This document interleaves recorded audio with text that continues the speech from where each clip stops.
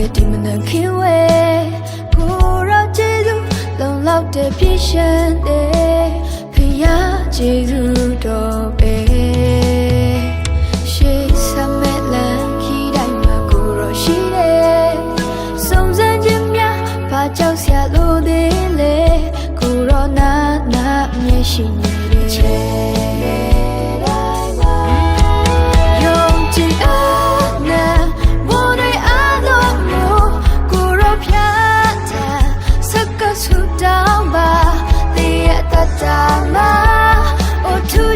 ရှိ